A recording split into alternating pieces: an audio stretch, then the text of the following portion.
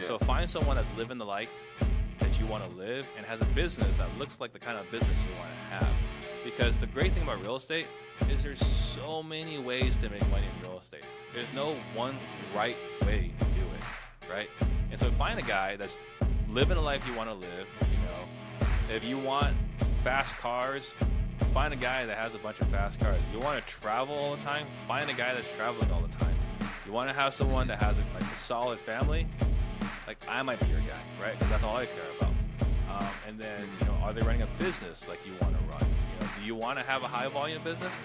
Find a guy that's doing high volume. Legitimately verify they're doing high volume. Hey guys, welcome to another episode with Julian Castle. And today we got a special guest, Steve Trang. He is from closemoresales.com and he's on a mission to make 100 millionaires. So listen up because he's going to be dropping a lot of value on this podcast. And we're going to get into how he got to the success that he has right now. What mattered, what didn't matter, what you should focus on. So listen up, okay? Steve, how you doing today? I'm doing good. Thank you for having me. I'm looking forward to this. Thank you so much. Yeah, I'm looking forward to it too. So Steve, tell us a bit of your background. Like, what's your experience like so far in this real estate space or in your life? The experience was a lot harder than I possibly imagined. I was reading, someone told me to read Rich Dad Poor Dad back in the day, so I picked it up and read it. I was like, oh my God, this is going to be great.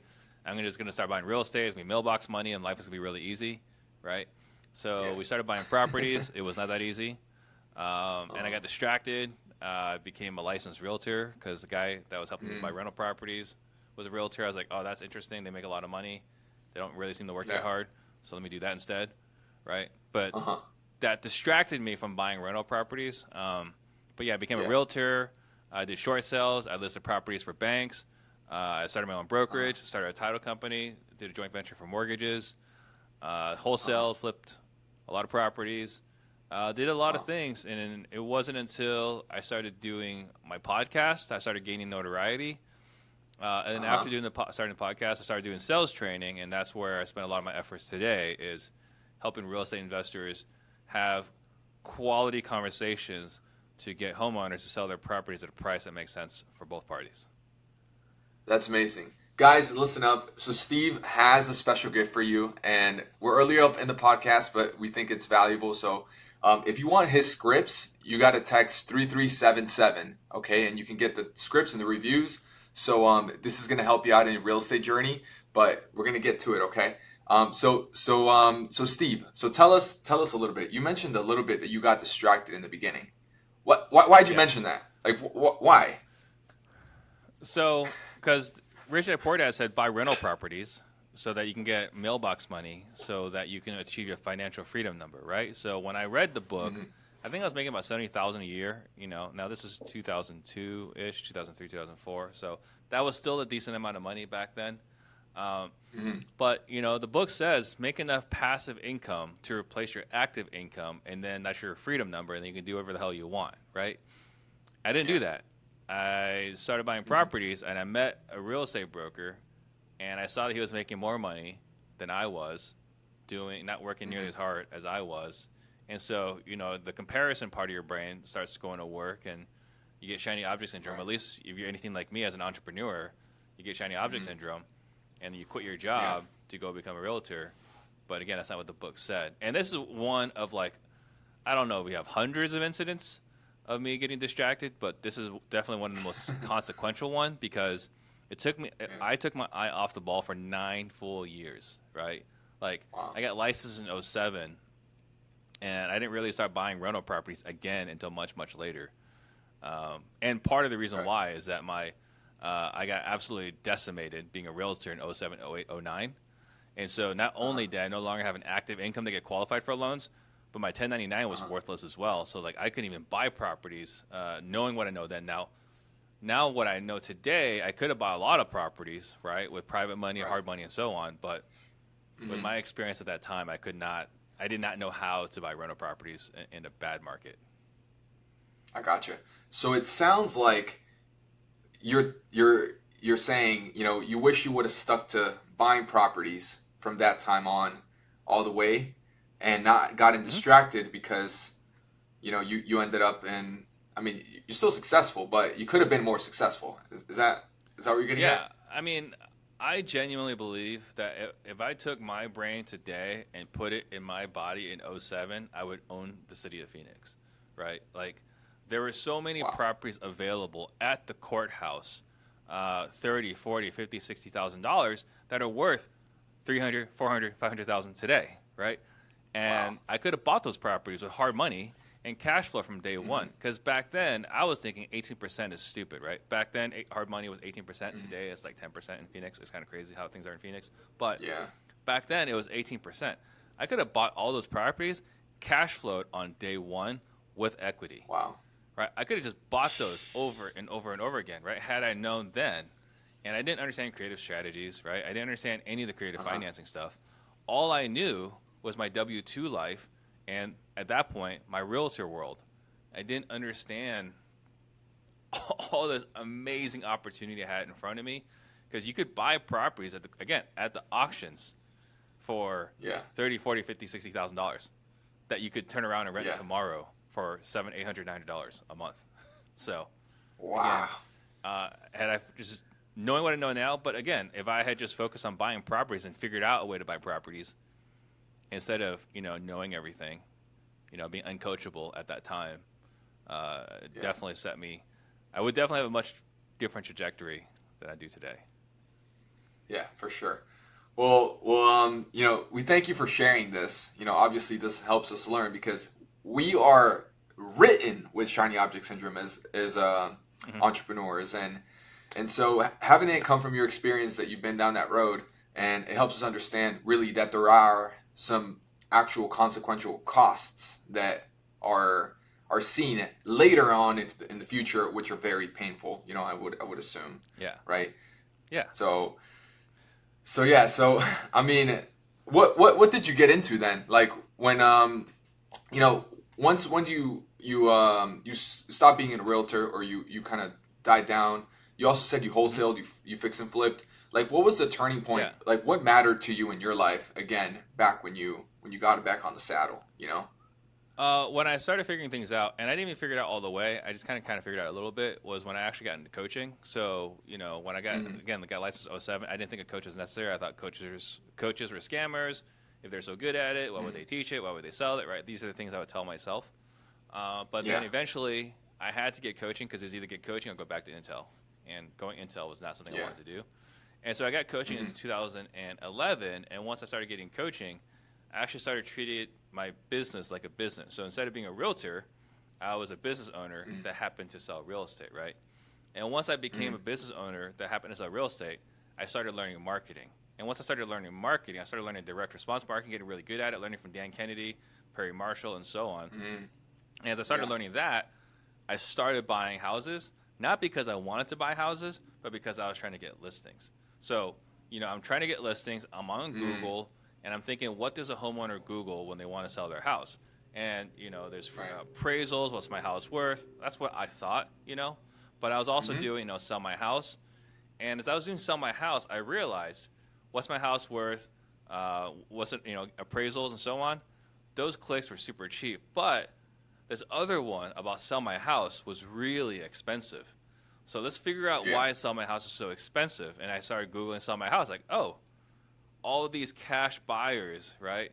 And there weren't a lot, but there were some. But the biggest one was Sean Terry. Yeah. And so Oh figuring yeah. that out, I was like, okay, well let's copy this guy's website. So I copied his website, I copied his campaigns, and Mm. and he knows this, and he didn't know that at Yeah. the time, but he knows this now. And so I started going on these appointments, and I'm trying to get listings. And these people are like, no, Yeah. buy my house. Like, no, you don't want me to buy your house. Like, I promise you, you don't want me to buy your house. You want me to list it. You're gonna walk away with more money. And I had so many homeowners Uh-huh. bullying me into buying their house that eventually I ran out of Wow. money. I was buying too many houses, and so we ran out of money, and I had to really start learning how to wholesale, right? Yeah. But that was all because I got into coaching and started to understand that I'm a business owner, and business is sales and marketing, right? I didn't know that at the time. Yeah. I thought I just had to, be a realtor and show houses, open doors, sit in listing appointments, and so on. And so once I became good at marketing, or at least studied marketing, that's when my business took off. And my business took off again because I got coaching to learn how to be a business owner. That's amazing. Okay, so pivotal moment in your life, finding a coach, right? Huge moment. Yes.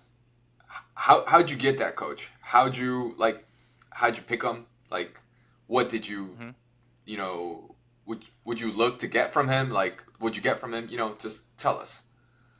So at the time, I was a realtor still, right? That was my identity. Identified as a realtor. That was my only thing. And so there are a lot of top performing realtors in the Phoenix market. It's not hard to find out who they are. You just look at the stats. And so I would intentionally reach out to all the top performing realtors and take them out to lunch, pick their brains, right? That was what I did back then.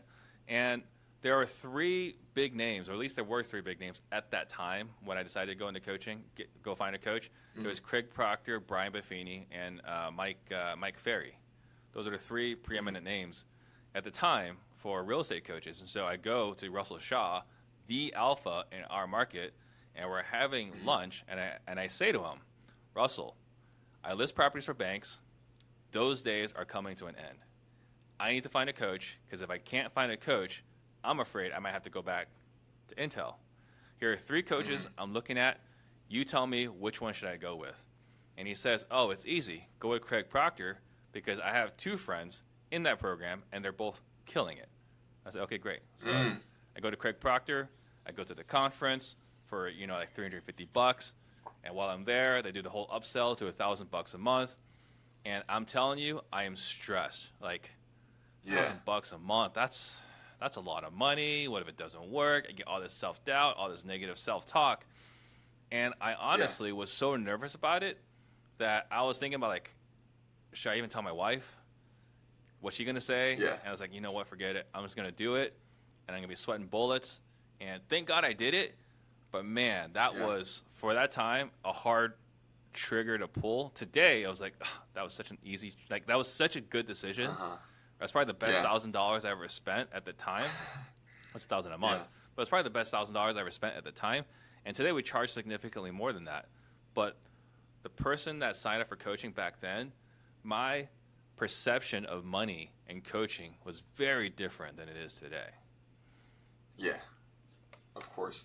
Well, tell us what the difference is. Like, obviously, before where you were at and how you viewed coaching and how you view coaching now, like whatever it is that vision is.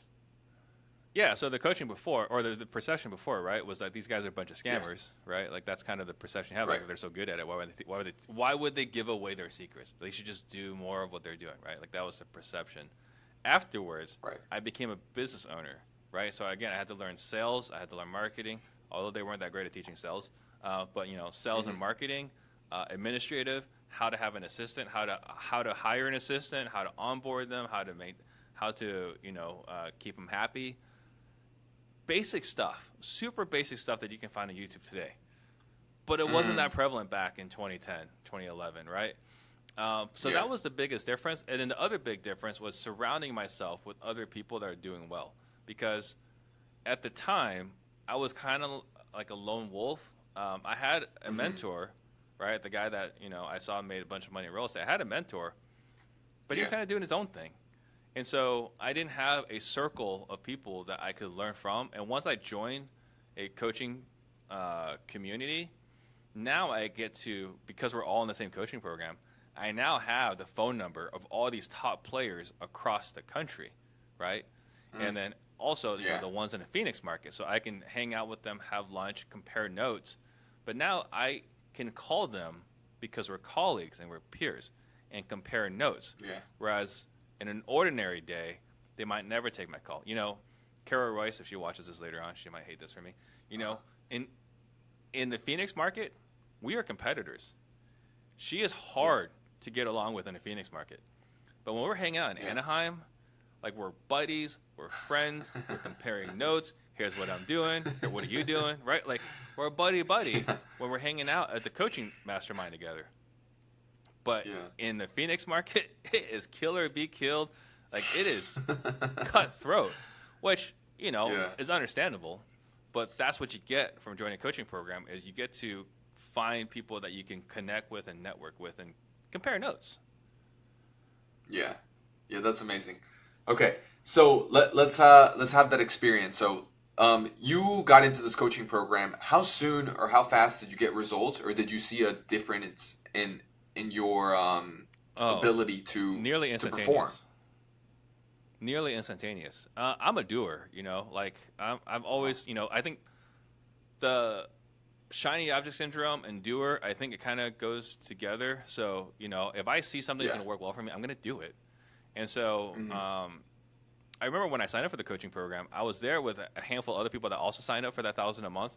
And I remember us sitting there. Hmm. There's like 6 or 7 of us in a circle, and it's been like 6 months. And they're like, "Hey, Yeah. what have you done? What have you done?" And I noticed at my table, I was the only one that did anything. That the other 6 people did absolutely nothing, and it blew my mind, right? Yeah. And so, because I had my coaching call with my coach, Bill Watson, in Denver, Colorado, every 2 weeks we were in a Hmm. call, and he's like, "Steve, tell me what you've Yeah. done. Steve, tell me what you've done."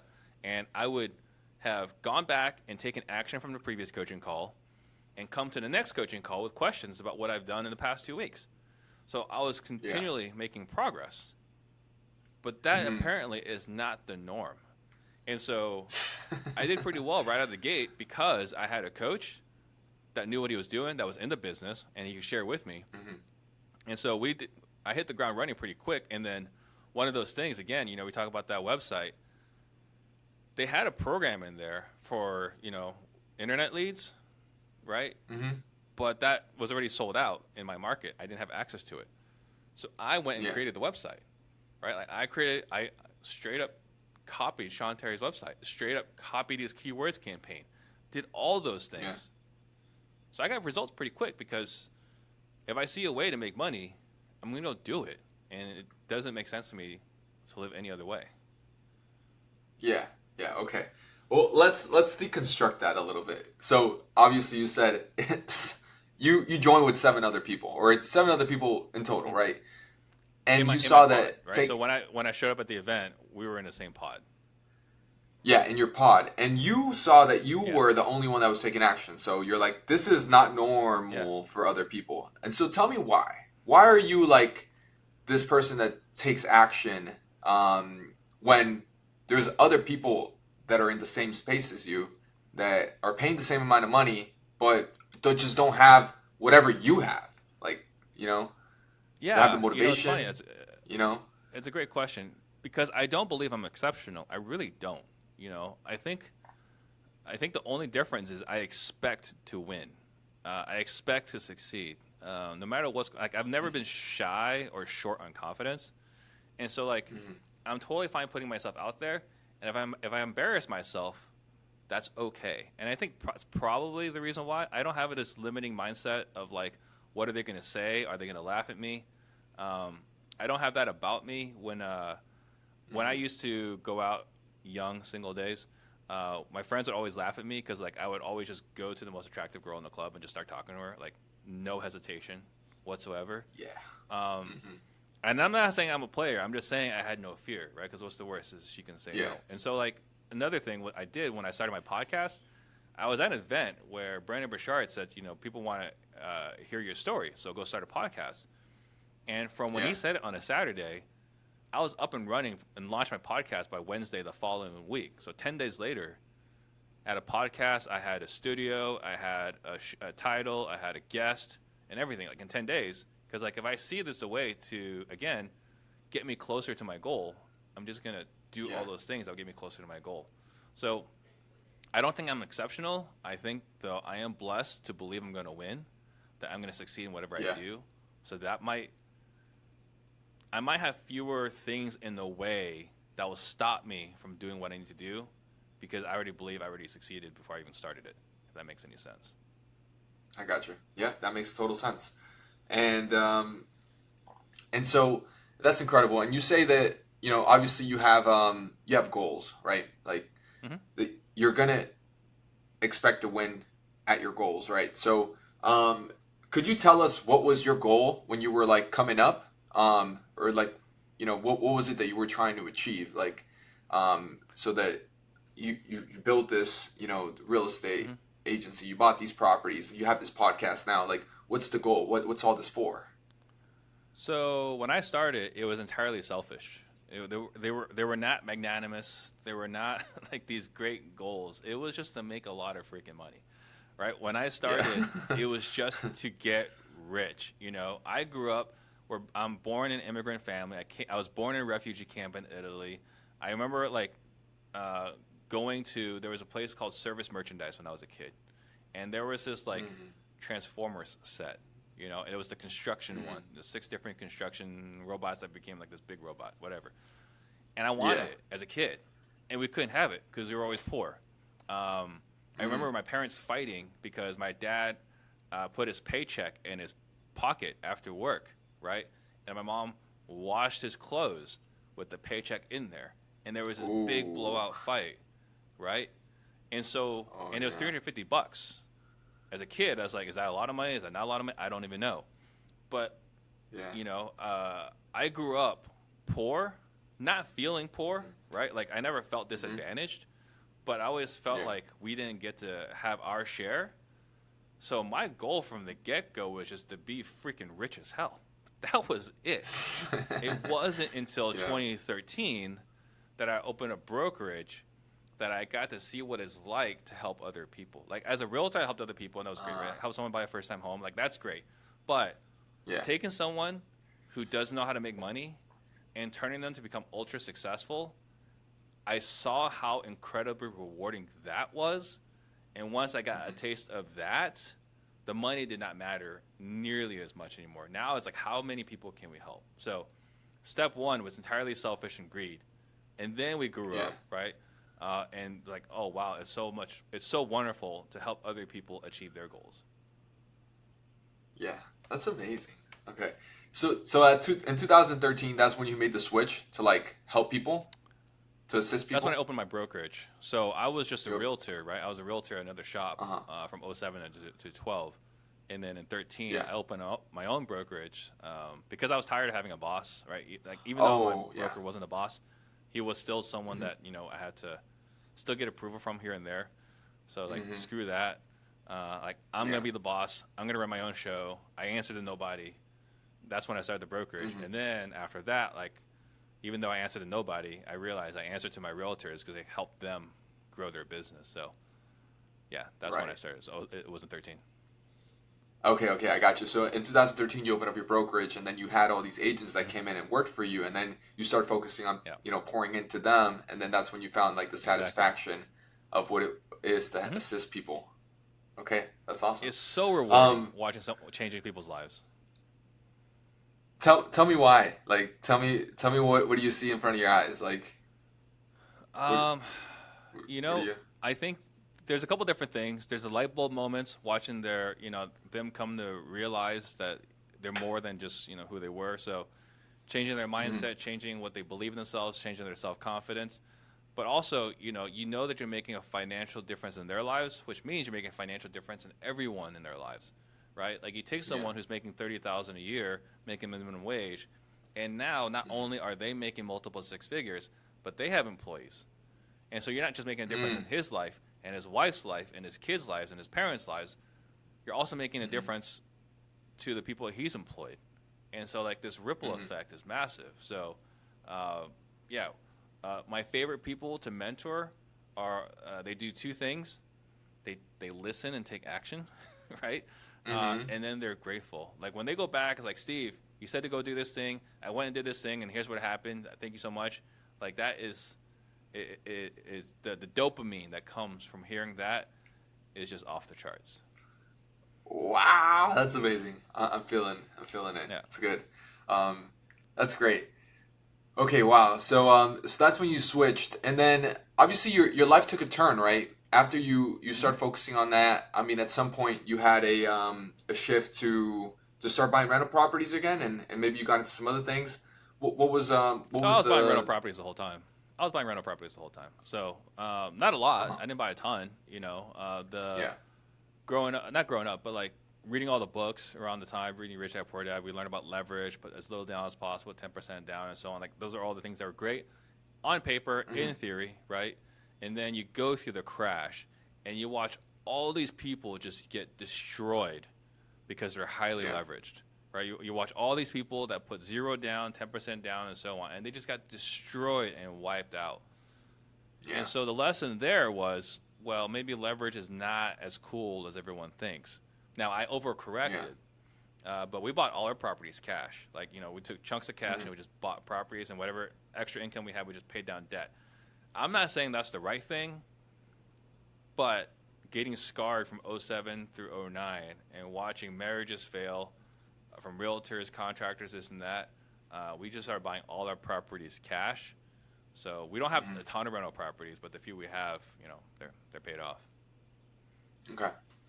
Awesome. So I want to talk a little bit about, you said that when you started marketing, that you basically had these sellers bullying you into buying their properties. So yeah. So tell us a little bit about the seller mindset. Like, what is that? Like, how is it when you come into contact with them? What are they looking to get out of it? And how are you helping them? Whether you're a realtor or we're actually buying a cash, as a cash buyer, etc. So in 2012, 2013, 2014, it's not like today where there's all these cash buyers marketing, right? So at the time, there weren't really that many. And so I'm showing up as a realtor, and I'm saying, hey, if we list your house on the market, it's worth $100,000. Give me 30, 60 days. You're going to walk away with $91,000 after commissions, closing costs, and everything else. And I still remember the first homeowners. They're like, no, I want a cash offer today. And I was like, no, you don't. Like, you're going to make more money if we list it. Like, but I want cash today. It's like, I don't think you're hearing me. I don't think you understand the math. And they're like, no, I want cash today. I was like, well, if you need cash today, I don't know. I guess I'll pay you $80,000 for your home. And they're like, we'll do it. I was like, what? Like, why would you do that? Why would you take $11,000 less, right? Just to close a few weeks faster. That doesn't make any sense to me. And that happened once, and then it happened again, and it happened again. What I didn't realize at the time was I was playing hard to get, which we talk a lot about in our sales process. I was playing hard to get, intentionally playing hard to get. I was like, no, this is a bad financial decision for you. You don't want to do this. But they were like, no, we want to do this. And so they kept pulling me in and like, just what is your cash offer so we can just sell our house to you for cash? So that's what we preach today as far as our selling process. But back then, that wasn't in some sort of strategy. It was just like, you will genuinely make more if I list your home on the MLS. And so the mindset from these homeowners, the ones that are Googling, sell my house fast, sell my house for cash, sell my house now, these people have a lot more urgency, and they'd rather sell their house for cash than to deal with a realtor. And so, we bought a lot of houses that way. Like I said, we ran out of money. So, and we were wholesaling before wholesaling was a thing. Like a lot of these houses, I would just have cleaners come through, junk out the backyard, list it on the MLS, make a quick 15, 20K, and then do it again. But they were bullying me, but they were also the happiest clients. Again, we talk about the dopamine hits. Buying these people's houses and how grateful that they are that we were able to help them out of a situation. Like, I didn't understand back then the situations they were in, but they were so grateful and so appreciative. Unlike homeowners that sell with a realtor, like you buy enough houses from distressed homeowners, it is really hard to be a listing agent again and listen to a homeowner like, why aren't you doing more open houses? Why am I not getting any more showings? What are you doing to sell my house right now? What do you mean I have to replace the toilet or the thermostat or this or that? I was like, oh. So it got really hard to be a patient realtor once you got the taste of quick cash from people that love you. Wow, I didn't know that side of things. That's awesome. And so that's the reason why you were starting buying houses. And then when you got into it, did you realize that you were better off wholesaling, or did you stick to being a realtor? Like, what was that? Because I mean, it sounds like it's a fork in the road. There's two different directions. Yeah, I continued doing the realtor thing because I didn't believe that this could continue. I didn't believe I can continue buying houses. Like, I kept thinking, like, this has to end. This can't continue to go on forever, right? Because I learned about wholesaling in 07, right? But I was thinking, that's a fad. right? Then I started doing it in 2012 and 13 and 14 and 15. I kept thinking like this has to end at some point. And it wasn't until 18 we're like, all right, this is never going to end. Let's just do this. So at 18 we went hard in the wholesaling. It was a side hustle the whole time, but like in 18 we're like, fine, let's just go hard on it because it clearly isn't going to end. It's crazy. It's never going to end. Yeah. Okay. So can you tell me like the differences or the comparison between, what it is like to become a wholesaler and what it is like to become a realtor that is actually doing a like high performance as well? Like what is the difference and what do you like better? So I think the big thing, what I like better is clearly wholesaling. But I think the people that wholesale and the people that are realtors, they're basically the same people. They hate each other. It's kind of like Protestants and Catholics in Ireland. Like they're the same person, but they hate each other. They're the same freaking people, right? And I can say that as a person that's wholesale and as a person that's a realtor. The difference is who you market to. So as a realtor, you market to anyone that's interested in buying or selling a home. That's it. That's who you're interested in marketing to. That's who you want to do business with, right? A wholesaler is going to market to the 1 to 4% that absolutely has to sell their house. They have no other options. They need to sell their house for cash today, right? And so the conversations are different, and the attitude is different. But wholesalers and realtors, they're the same exact person. They just went slightly different directions. But the biggest difference between the two is who they market to. Realtors, anybody wants to buy or sell. Wholesalers, if you must sell, I'm your guy. That's awesome. Okay, cool. All right, that is a very clear description. Yeah, and tell me when you get into these seller appointments. Obviously, you have the scripts. By the way, everyone, it's 337. Message the word scripts. Well, let me you get have that. this whole scripts, SCRIPT to the phone number 33777. You'll get my scripts, my book, the tools that we have for listening, doing call reviews, and also you'll get a call review with someone on my team. Nice. That sounds like a big, incredible free gift. I love that.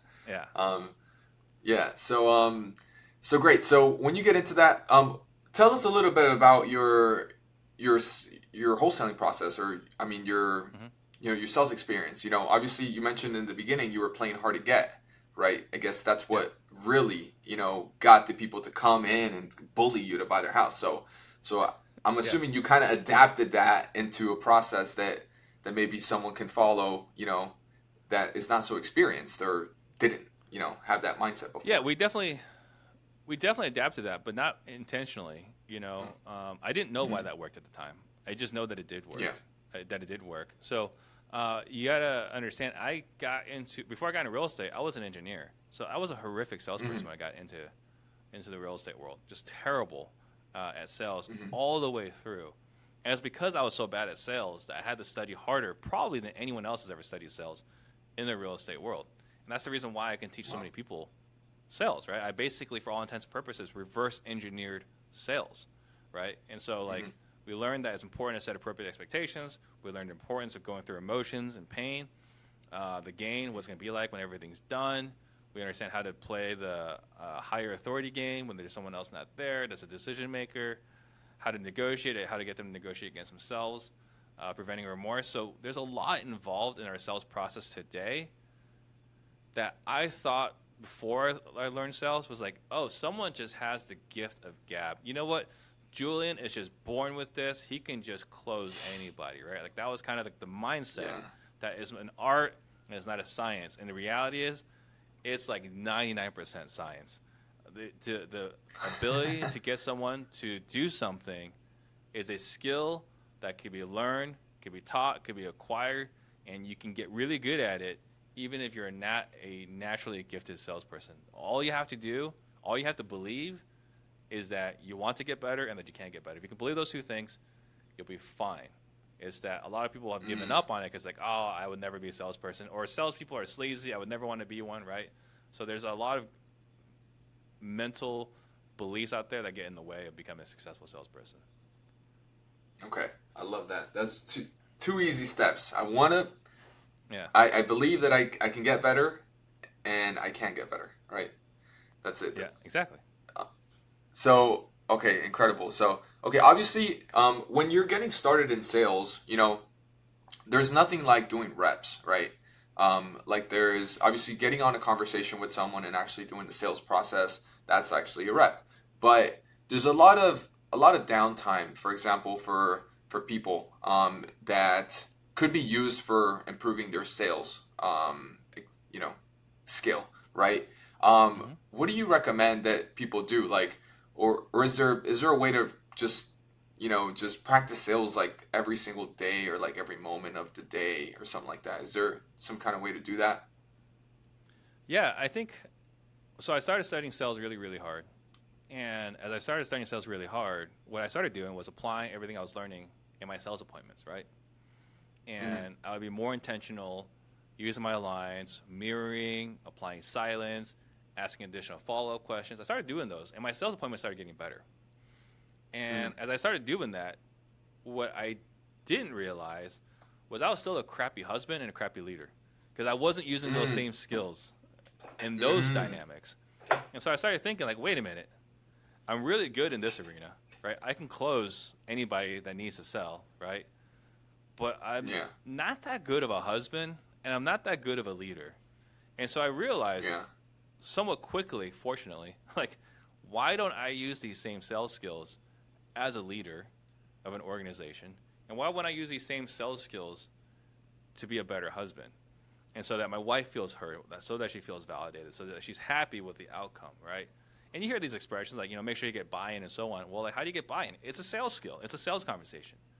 And mm, so what I have yeah, done is I use this anywhere and everywhere, whether it's working with my colleagues, at home with my wife, at home with my kids, right? mm, Whether I'm at the restaurant, at the airport, at the hotel, anyone ever where you're interacting with another human being, you're having a sales conversation. So I'm constantly practicing this. So for example, on Saturday night, so 2 nights ago, we went out to get dinner. And, mm, there are a lot of restaurants that refuse to put your name down, right? Like there's no call ahead mm, list. You just have to come in. If you don't come in, they're not going to put your name down, right? And so yeah. I just say, hey, I don't know. This is probably too much to ask. There's probably no way you can put my name down ahead of time. And she's like, no, yeah, no, I can do that, right? That's a sales Mm. conversation. Getting her to do Yeah. something that is outside the norm, right? Because it's normally against the rules to put your name down. So if I'm trying to save some time, I'm going to say, guys, probably no way you can even put my name down on the list right now before I get there. And they're like, oh, no, no, no, yeah, we can do that. So you practice it anywhere and everywhere. Yeah. I love that. I love that technique. That's like it's like reverse you're reversing it, right? Like you're saying like this Yeah, would it's be possible and 100% you're reverse like, psychology. yeah. It's 100% reverse psychology. It's the same nonsense we did on the playgrounds when we were kids, right? We're just a little more sophisticated. We hide it a little bit better. Yeah, yeah, that's awesome. Actually, we do it consciously, too. Yeah. So I think that's amazing. How do you get to be a little bit more conscious of a leader? Like, because for example, some people do have that natural, tact of like, yeah, I can talk my way into things, right? But it Hmm. really comes down to like when you actually know what you're doing, when you're actually conscious about it, that's a different kind of like mindset or ball game. So Hmm.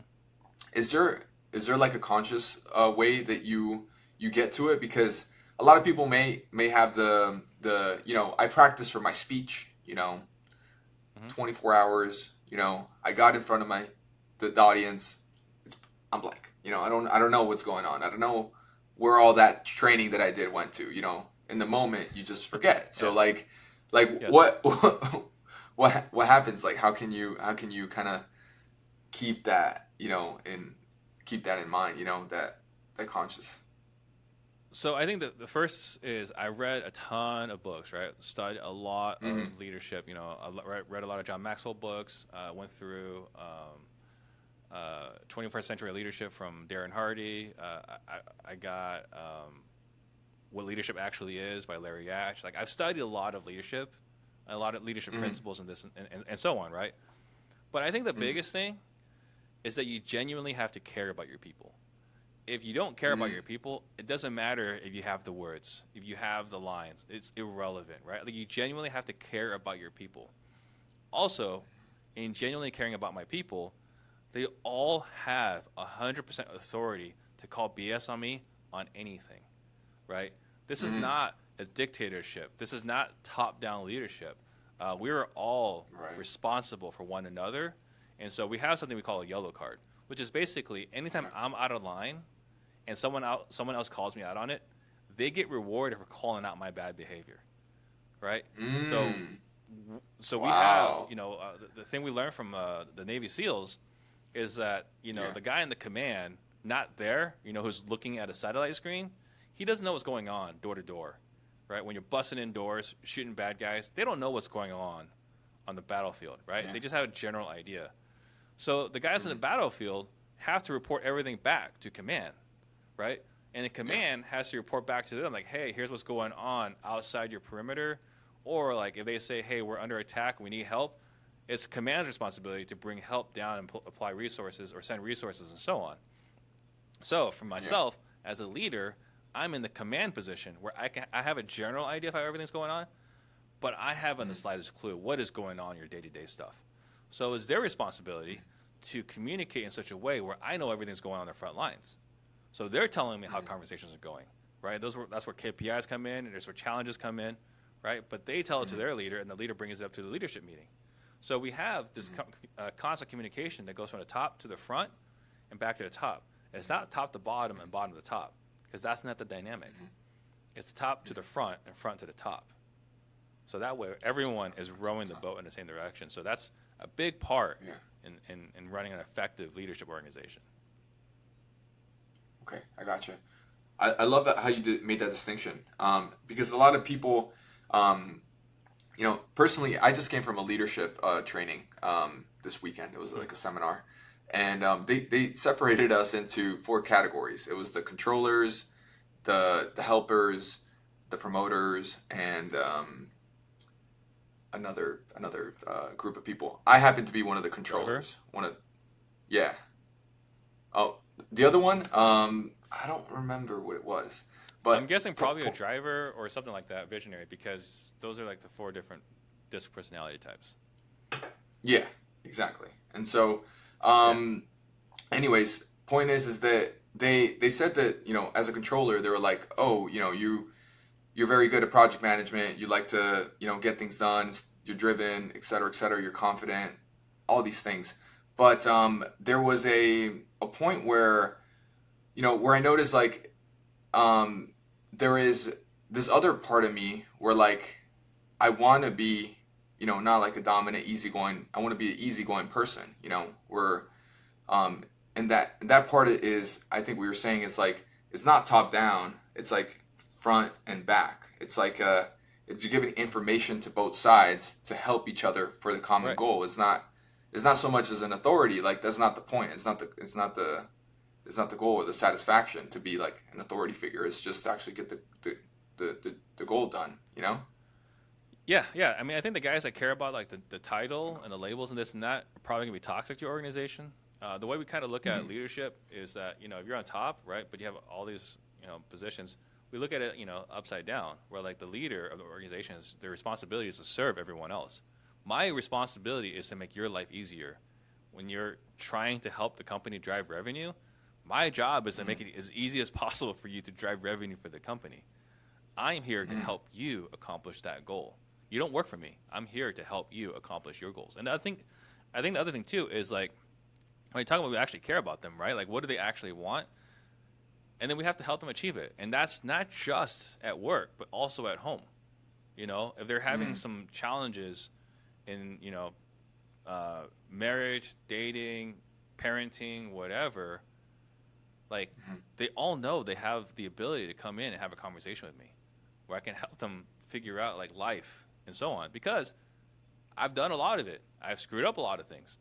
I can provide insight on like how I would potentially deal with their challenges. Not that they have to follow that way, but here's how I would look at it. Here's how I would attack it given my own life experience. So they have that as well. And again, it goes to show we care about our people. Yeah. Yeah, that's an amazing way to do things, to live doing things. Um, wow. Okay, incredible. So tell me what's your main focus now? Like, what are you doing in terms of like, are you focused on the sales training aspect of things, or what is your focus now? Yeah, we have one core focus, and that is sales training. So we are helping people have better quality sales conversations. We see, generally speaking, we have a belief that anyone that raises their Hmm. hand to want to talk to you has a problem they want to have solved. And it's if Hmm. we're not getting the sale, it's because we've done something to lose the sale. So they want to do business Hmm. with us, and then we do something to cost us the sale, right? And so we're working with a lot of organizations around the country on how to have better quality conversations with their clients so that they can actually do business together. Because again, nothing happens until payments has changed hands, until we're doing business Hmm. together. And so we have, fortunately, 35 of the top organizations around the country that are buying houses. We're working with them to Hmm. have their team have better conversations. But also, we have people in all sorts of different industries. We started getting involved with dating offers. What was some Hmm. other ones? We work with a person that worked for Yelp. That was interesting. Hmm. She was the one that has to cold call all the businesses. So we work with her, Hmm. insurance people, solar people. So we work with all sorts of different people. But yeah, our focus, first and foremost, and really the only thing, is how do we get people to get better at sales so that we can put our stamp when someone thinks about, I want to get better at sales, they look to our organization at closemoresales.com. Okay, that's awesome. Okay, I love it. Love it, love it, love it. Okay, great. So, tell us, obviously this is your goal, this is your mission. Like, what do you do to help? If someone comes in, like, what does it Mm-hmm. look like? What does it feel like to work with you? Um, what can they expect? Yes, I mean, there's a few different ways to work with us, right? I mean, the first one's free. It's on YouTube. You look up Disruptors with Steve Hmm. Trang. You go to my Instagram at steve.trang. We provide a lot of free stuff there. And then if you want more, you got the script review we talked about earlier. Text 33777 to the phone number script, right? And from Hmm. there we can do a script review for free. And if you decide to work with, if you're an individual, there's Ian on my team who's every bit as good, if not better than me at sales. And you've got a team, then I work with you and your team to have better conversations, and we diagnose, figure out where we're potentially losing sales, and figure out how we can get better at sales. The biggest thing I'm looking for, generally speaking, I'm looking for everyone that works with us to get at least a 10x ROI. You're not supposed to make Hmm. claims out there, but like our stuff is so much better from according to our clients than everyone else's that everyone makes a pretty Hmm. fast return, like nearly instantaneously. So it's what I'm Hmm. excited about. It's what I'm passionate about. That's awesome. I love it. I love it. Love that you guys have that passion and that mission. Um, Now, I want to talk a little bit about the real estate landscape because Hmm. this is a real estate, podcast. So, tell us what is it? What are you seeing like? What are you seeing that is the best way to someone to get started right now? To get into real estate. I think the best way to get started, and this is gonna be different for everybody, and I think that's probably one of Hmm. the things that's important to know because we all kind of see this one guy on YouTube, one guy on Instagram, and so on, and we just like go all in on that style. And I think what's Yeah. really important is to find someone you identify with. We Hmm. all have different risk tolerances. I have an insane risk tolerance, right? Like I quit my job in 2 weeks after I figured out like I can make money in real estate. If you don't have a high risk tolerance, I'm not your guy to follow, right? Yeah. So find someone that's living the life that you want to live and has a business that looks like the kind of business you want to have. Because the great thing about real estate is there's so many ways to make money in real estate. There's no one Hmm. right way to do it, right? And so find a Hmm. guy that's living a life you want to live. If you want fast cars, find a guy that has a bunch of fast cars. You want to travel all the time, find a guy that's traveling all the time. You want to have someone Hmm. that has like a solid family, like I might be your guy, right? Because that's all I care about. And then, Hmm. are they running a business like you want to run? Do you want to have a high volume business? Find a guy that's doing high volume. Legitimately verify they're doing high volume, right? But if you want to Yeah. find a guy that's doing like one or two creative deals a month and is living life and loving life, then go study from that guy. So I think the big thing is to figure out who you are, what you want for yourself and your business, for your life. Find that guy, and do whatever you can to be in that circle. And just real quick too, like one of the things I learned is that a lot of people build a business and they fit their life around their business, right? And what you have to do is you have to design the life that you want and then find and build a business that fulfills and serves your life, right? People do this backwards. They don't realize until much later on when they start hating their life and their business that they got it wrong. So figure out the life you want and then build a business to support that. Don't build a business and then fit your life where it fits. You're going to be unhappy doing it that way. Okay, gotcha. Okay. So tell us a little bit about the changes that you had. I mean, I think it's an important area, obviously family, you know. So you said that you were a terrible husband. Or not, I mean, you could be a better husband, right? And with your kids There's a lot and of the room for father. improvement. Yeah. Right. And, Well, and so so I'll say that I have a pretty strong, pretty dominant personality. You know, I always think I'm right. Not the easiest person to get along with. I have a lot of conviction. And, you know, I like to learn a lot. I like to know a lot. And so generally, if I have a position, I feel pretty strongly and passionately about it because I'm educated on the matter, right? Like the things I've said in the past is that whether you're left or right, I can argue the exact opposite position and win that argument because I've learned so much. Not to say that I'm right. It's just I'm a person that likes to learn. That's one of probably my guilty pleasure, right? And so when I would argue with my wife, she'd be upset because I would tell her that she's wrong and here are the reasons. This is not a great dynamic for husband and wife. It's a horrific dynamic, right?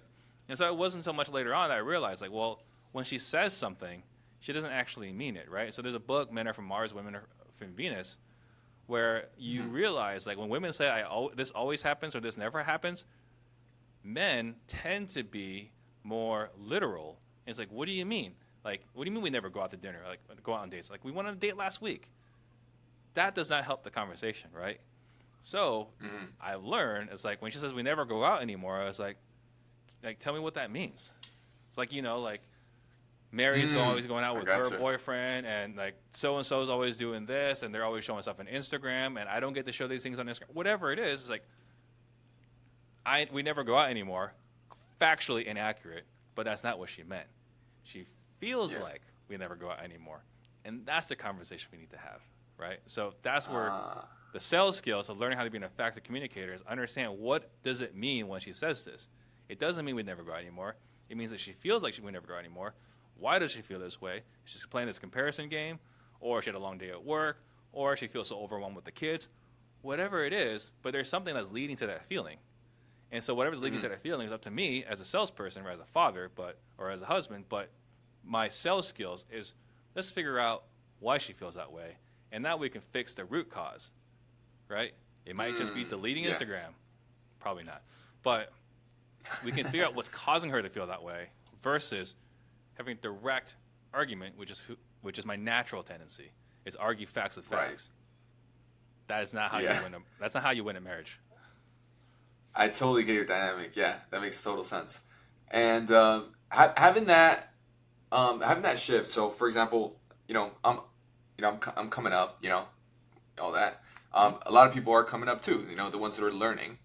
Not everyone's at the top, or So for us, we usually have. I mean, I'm talking for me. I usually focus on the business side of things, like the way you mentioned. The do not I'm like, well, yeah, I focus on that. But tell me about the benefits of like doing the other way. Like, how do you what are the benefits of like putting your family first and like building your business around it? Like, how does that look like, and how does that feel like? Well, I mean, you gotta begin with the end in mind, right? Like, we weren't put on this planet to work. Now, look, I'm addicted to work. One of the things I get in trouble is working too much, right?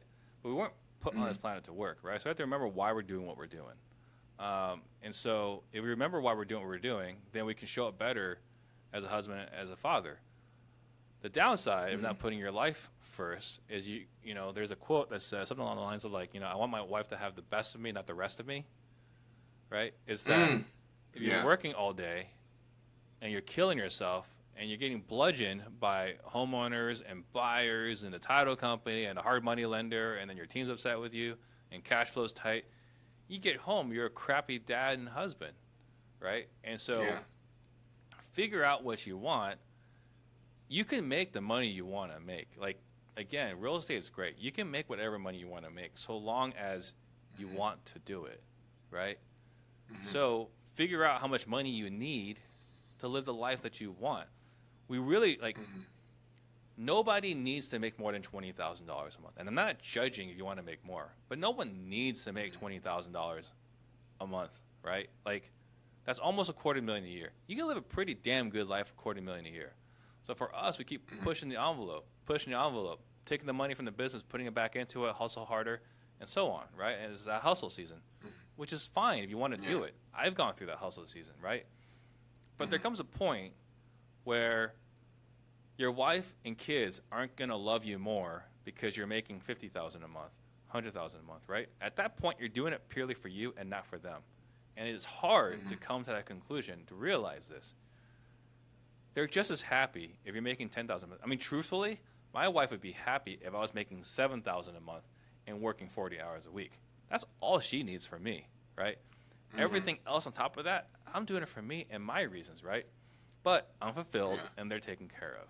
So again, remember why you're doing this. None of us are doing this to, have to be divorced, to be overweight, to live a short life. That's not generally why we do this. We generally do this so that we can build a family legacy, create generational wealth, have, a happy wife or husband, right? Healthy kids, fulfilled, well-adjusted kids, right? So that they can be successful contributing members to society. Generally, that's what most of us want. So if you want that, build a business that allows you to do it. For example, I take my kids to school every morning. That's a non-negotiable, right? Except for when I'm out of town, I take my kids to school every single morning. And when I'm taking my kids to school, we listen to Darren Daily every morning. We listen to Darren Hardy, right? It's a 5-minute snippet every single morning, and we talk about the Darren Hardy snippets. That's the quality time I spend with my kids. Now, would they prefer we don't listen to Darren Hardy? Of course, but that's like what I get to do as a father, where we get to work on personal development in the mornings. But every morning, I take them to school, and we do some personal development time, and we get to talk to them. I'll share with you, this weekend, my daughter just completely fell apart in the car, and it was incredibly rewarding to be able to be there for her, right? And also I talk about the sales skills, labeling, hey, you seem really upset about X, Y, Z, right? So that she feels safe to talk about it, right? And so she got to share with me, and she had a horrible day. After she was done, telling me, I was like, man, that sucks. Like, he really held it together, through dinner. But if I was so busy working my business, I would never have the opportunity to connect with her and have an open and safe conversation where she can share with me the drama with her friends and this and that in school, right? Like, I wouldn't have the right to talk to her about those things if I wasn't present with her every single day. Yeah. That makes sense. It sounds so rewarding to be able to talk to your kids that way. I mean, and to not have a blocked off relationship, because that sounds like it'd be horrible. That's incredible. I love that. Really good stuff. So when you're, we're coming up to the end of the podcast here, but tell us, what are some of the top 3 books you recommend people to look into? Top 3 books. I think you have the tried and true Extreme Ownership by Jocko Willink. I think that's incredibly powerful. It's one of our core values is ownership. Think and Grow Rich. It's a book that I read when I first got started, and then I started reading. I read like 100 or so different other books in the meantime, and I read it again. I was like, all those other books were in here. I could have just read this book 100 times, and I would have got way more value, right? So I think and Grow Rich is an incredible book. And then let's see here. There's Rigging the Game, which is a different book, but it made a profound difference in my life. It's a very, very dry book, but it helps you frame all the key decisions, right? It's the reason why I stopped buying houses in February this year, so I can get better at my sales training company, so I can build a $100 million company, right? I can't do that if I wasn't clear on what I'm trying to accomplish. So rigging the game gave me lots of clarity on what my priorities are. It forces you to sit down and think. Okay, got it. And so, I wanted to ask you, what are you investing in? But it sounds like you're just going all in into your company. Is that your big vehicle for like wealth? Yeah, that's it. I mean, hopefully I have some tax problems. I'm going to buy more real estate. But yeah, like I am trying to build a company that I can exit if I want to, right? I'm not saying I will. Yeah. But it'd be nice to be able to at least get a healthy cash injection at a healthy multiple. And I think it's feasible. I know it's feasible. So I know what I can do. Yeah. So I just got to go out and do it. Yeah. And one more thing, we touched on the shiny object syndrome. Tell us a little bit about that again. After this part, at the end here. Sure. You mentioned So that the shiny object this book syndrome. again. Yeah, the rigged So game or whatever. rigging the game. Yeah. Yeah. So the shiny object syndrome, right? Like you think like, oh, I can do this. Oh, I can do that. I can do this, right? So again, I was a realtor, I was a broker, wholesaler, flipper. I owned a title company, had a joint venture in a mortgage company. I own apartments. I own a bank. I got a podcast. I have a sales training organization. Like I've done all these different things. And what you realize when you get to 45 is if I've just done one thing well, I've been way better off than having all these other things. And so I've been shedding my identity, right? Like shedding the realtor, shedding the broker, shedding the title company, shedding like one thing and one thing well, and that's the sales training. Okay. How do you do that? How do you just? It's so hard to pick one thing. I mean, for most people. It is. And look, truth be told, when I started, at no point would I ever thought I was going to be a sales trainer, right? Like I started in 07, and I didn't start sales training until 2019. So like I did all these other things, right? And this is the last thing I started as far as talking about shiny object syndrome. It was the last thing I started, but it's the one I picked, right? And so I can't give good advice on how to figure out which one because I sucked at picking the right one for a long time. But I would say the thing that helped a lot is having good friends. Jason Medley is a great friend of mine. He owns Collective Genius, or he founded Collective Genius. I mean, he was the one telling me to focus. I got my best friend. We've been accountability partners since 2011. It's been my best friend since 7th grade, but accountability partner since 2011. He sold his company for a healthy chunk of cash, right? He was constantly in my ear, like, Steve, what's the company you can build that you can sell? What's the company that you can build that you can sell? And none of those companies were companies that I could build that I could sell. There's only one that can eventually sell. Right. I gotcha. Okay. Wow, that's a big golden nugget. Okay, cool. Well, thank you so much, Steve. Do you have any parting words for the audience? Yeah, I mean, I would say the biggest thing is we still live in the greatest country on the planet and the best time to ever be alive, so why not you? Awesome. That's something you got to reflect on, guys. So, anyways, okay. Thank you, Steve. I really appreciate you coming on the podcast, and hope to see you again in the future. And guys, if you got value from it, again, go to 33777 and text the word script, right? Script, singular. SCRIPT. Script. There you go. Awesome. All right, Steve, thank you. Take care. Thank you for having me.